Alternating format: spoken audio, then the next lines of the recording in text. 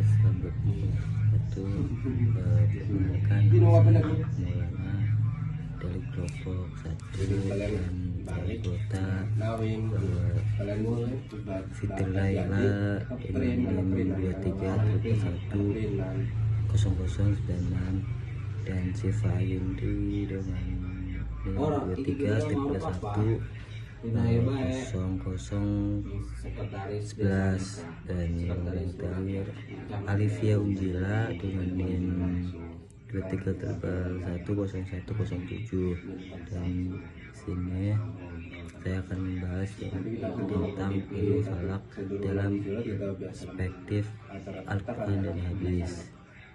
Kali ini membahas tentang perhitungan benda langit seperti matahari, bulan, dan bintang untuk menentukan waktu sholat, arah kiblat, awal bulan, komariah yang menentukan puasa dan hari raya, serta fenomena langit seperti gerhana agar ibadah dapat dilaksanakan dengan tepat dan sesuai syariat.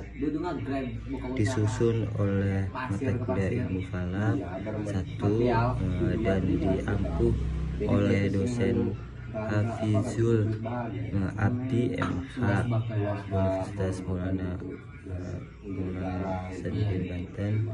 Kata pengantar, puji syukur atas rahmat Allah Subhanahu wa Ta'ala sehingga makalah ini selesai tepat waktu. Untuk tugas ilmu falak 1, penulis mengucapkan terima kasih banyak kepada dosen Bapak Hafizul Abdi MH meski ada hambatan bantuan dari pihak membantu mengatasi makalah ini mungkin memiliki banyak kekurangan, kritik dan saran diterima untuk memperbaiki. Semoga bermanfaat buat kita semua. Selanjutnya ada daftar isi bab 1, pendahuluan, latar belakang, dan rumusan masalah. Yang bab keduanya itu ada pembahasan pengertian ilmu falak dan perspektif Al-Quran dalam ilmu kalam. Yang ketiga itu ada bab penutup, kesimpulan, daftar pustaka. Nah, selanjutnya ada rumusan masalah, yaitu isinya bagaimana pengertian ilmu falak, dan yang kedua bagaimana menentukan perspektif Al-Quran dalam ilmu kalam. Nah, ada juga pengertian ilmu falak. Ilmu falak itu adalah ilmu yang mempelajari pergerakan dan posisi benda-benda langit seperti matahari, bulan, dan bintang untuk kepentingan umat Islam, terutama dalam penentuan waktu sholat, arah kiblat, dan penentuan awal bulan dalam kalender Hijriah.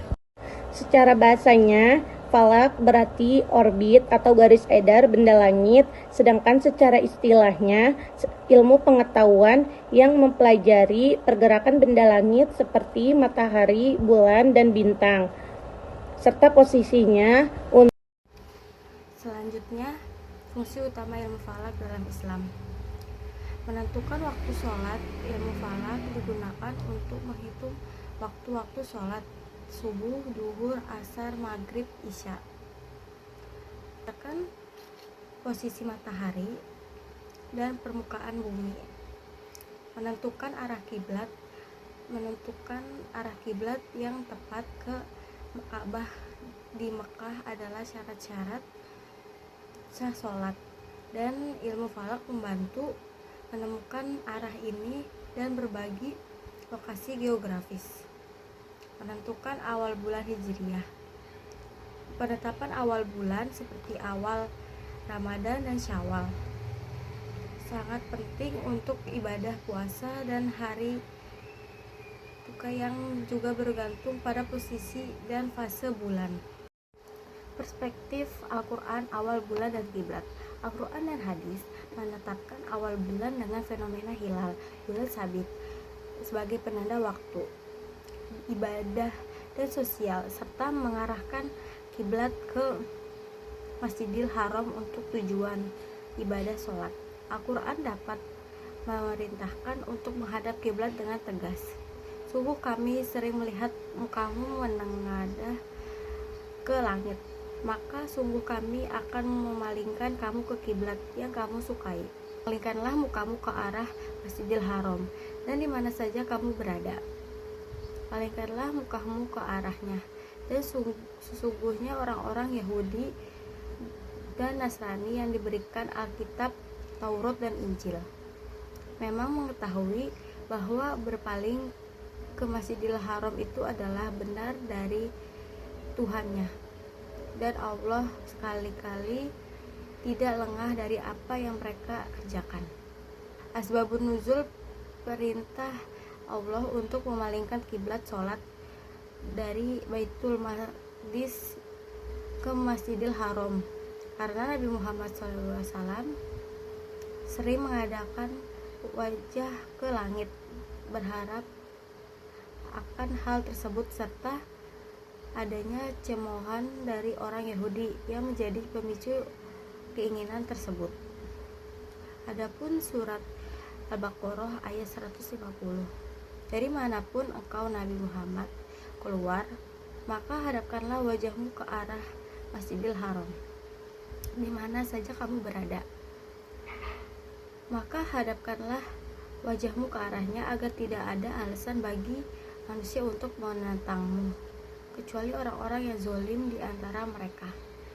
Maka janganlah kamu takut kepada mereka, tetapi takutlah kepadaku agar aku sempurnakan nikmatku kepadamu dan agar kamu mendapat petunjuk. Asbabun nuzul perintah dari Allah untuk mempalingkan wajah ke Masjidil Haram sebagai kiblat setelah terjadi perubahan kiblat dari Baitul Maqdis ke Ka'bah. Kemudian dan yang terakhir, perspektif Al-Quran waktu sholat dan gerhana. Terdapat pada Quran surat Al-Isra ayat 57 yang berarti orang-orang yang mereka seru itu, mereka sendiri mencari jalan kepada Tuhan masing-masing berharap siapa di antara mereka yang lebih dekat kepada Allah. Mereka juga mengharapkan rahmatnya dan takut akan azabnya. Sesungguhnya azab Tuhanmu itu adalah yang harus ditakuti. Asbabun nuzul dari ayat tersebut adalah tentang orang-orang Arab yang menyembah jin, tetapi mereka tidak sadar bahwa jin-jin yang disembah itu justru mencari jalan untuk mendekatkan diri kepada Allah, dan justru mereka takut serta berharap akan rahmatnya. Kemudian pada surat Al-Ankabut ayat 40, masing-masing yang berarti masing-masing dari mereka kami azab karena dosanya. Di antara mereka ada yang kami tampakkan angin kencang yang mengandung batu kerikil, ada yang ditimpa suara keras yang mengguntur, kami benamkan ke dalam bumi, dan ada pula yang kami tenggelamkan. Tidaklah Allah menzalimi mereka, tetapi mereka yang menzalimi dirinya sendiri. Asbabun nuzul dari ayat tersebut adalah menjelaskan hukuman Allah atas berbagai kaum yang membangkang, seperti kaum Nuh, Lut, Madian, karena keangkuhan dan kedurhakaan mereka. Penjelasan ayat 40. Ayat 40 surat Al-Ankabut menjelaskan bahwa Allah menyiksa berbagai kaum pendurhaka karena dosa-dosa mereka. Bentuk siksaan tersebut berbeda-beda, seperti